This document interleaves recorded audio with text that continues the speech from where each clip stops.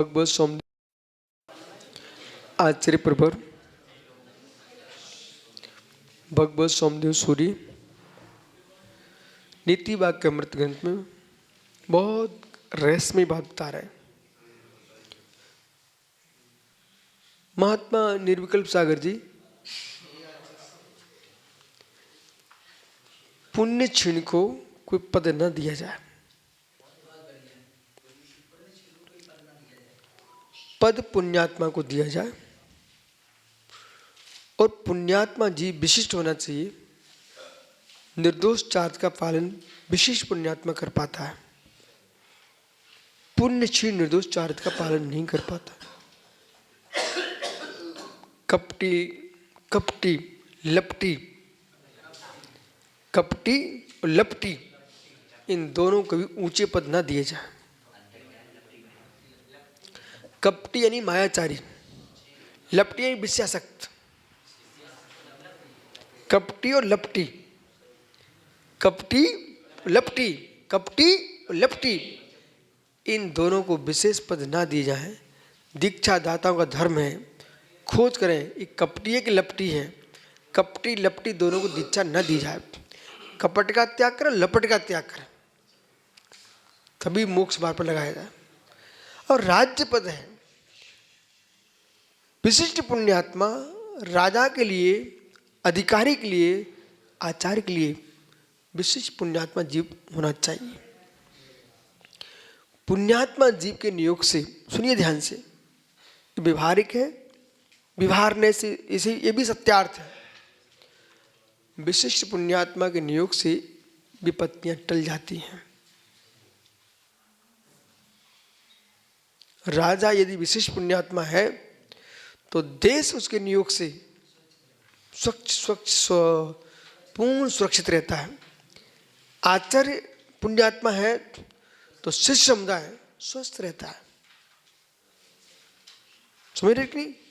अंतहीन भावना में जिएगा।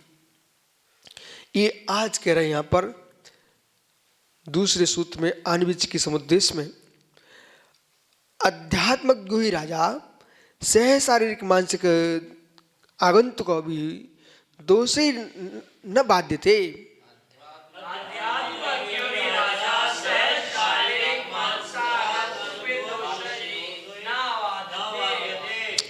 राजा राजनेता इन्हें अध्यात्म का ज्ञान होना चाहिए, आध्यात्मिक जीवन जीना चाहिए, कपटी और लपटी नहीं होना चाहिए।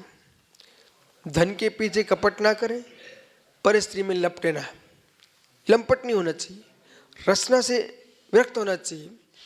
ऐसा आध्यात्मिक जो राजा होगा सहज उसके शारीरिक मानसिक आगंतुक ये दोष नहीं आते राज्य में। कैसे? जिसके कसाय अज्ञान से होने वाला राजसिक तामसिक दुख, ये मानसिक दुख है, वो नहीं आता। शारीरिक बुखार, गलगंड, बीमारियां शारीरिक वो नहीं आते। मानसिक परकलता आदि की लालसा से होने वाला कष्ट मांस मन में नहीं आता।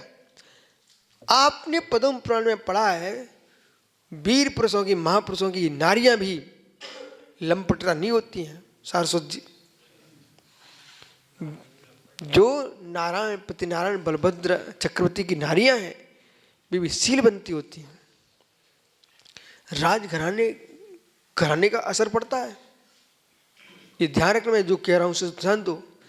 घराने का असर पड़ता है 100%।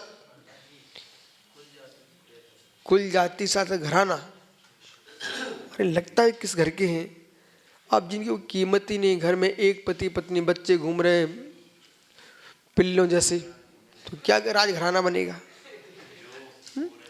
तो घूरे पे पिल्ले पिल्ले।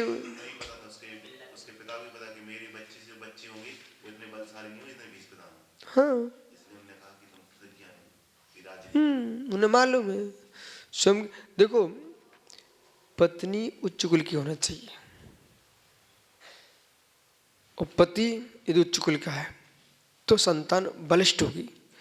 पत्नी बीमार फंस गई तो बीमारी माँ के कैसे बच्चे होंगे? मरियल।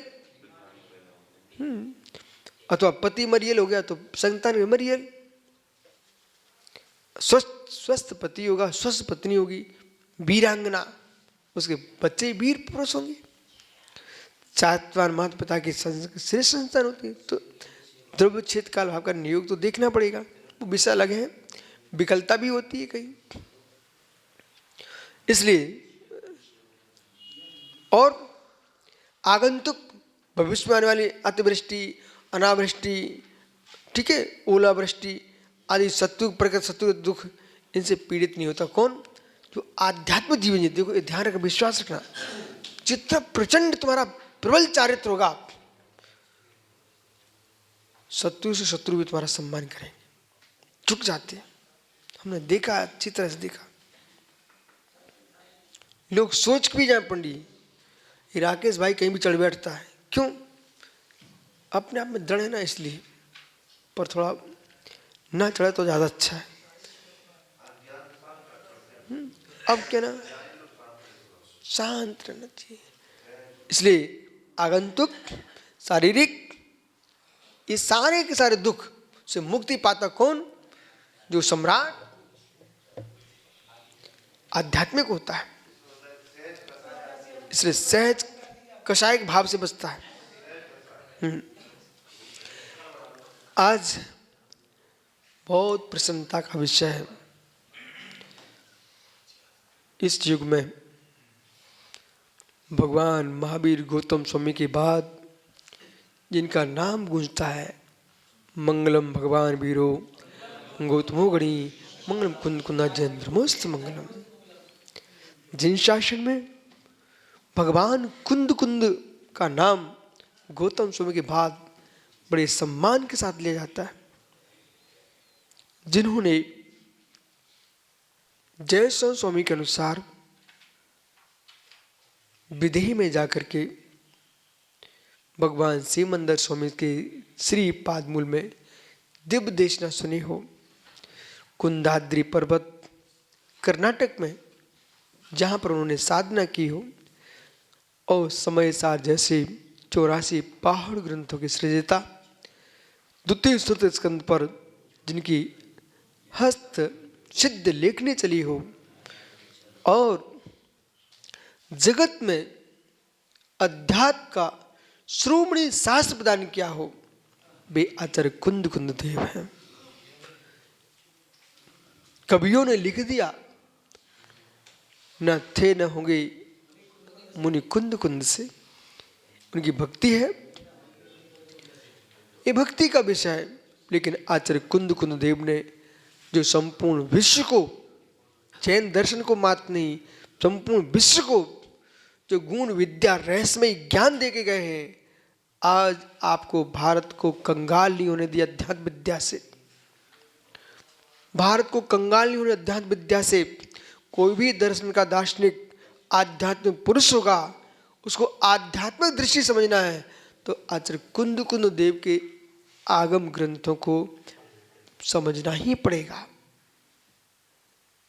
प्रवचन सार जैसे गुण प्रमेय, पंचास्तिका जैसी व्याख्याएं, नियम सार जैसे चारित्र की निरूपणा, भक्ति की निरूपणा, द्वैत अद्वैत दृष्टि, सहज दृष्टि की व्याख्या, एक कुंद देव की एक ग्रंथकर्ता का विशिष्ट पुण्य था कि इतनी साहित्य ने उनको इतनी प्रसिद्धि दिलाई।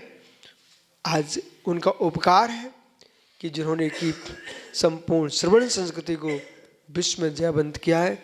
ऐसे भगवान कुंद कुंद स्वामी जयवंत हो। लोगों की दृष्टि है कुंद कुंद के प्रति, उनको गैर बनाने की, लेकिन ये पंचम काल की श्वासें जब तक हैं तब तक कुंद कुंद देव हृदय हृदय बसे हैं, बसे रहेंगे, बसे हैं, बसे रहेंगे। तुम कितने प्रयास कर लो पर कुंद कुंद बाहर जाने वाले नहीं है। आप भी कुंद कुंद के आगम अध्यात्म को समझो और अपना जीवन सफल बनाओ, विरोध की जगह सहजता पाओ।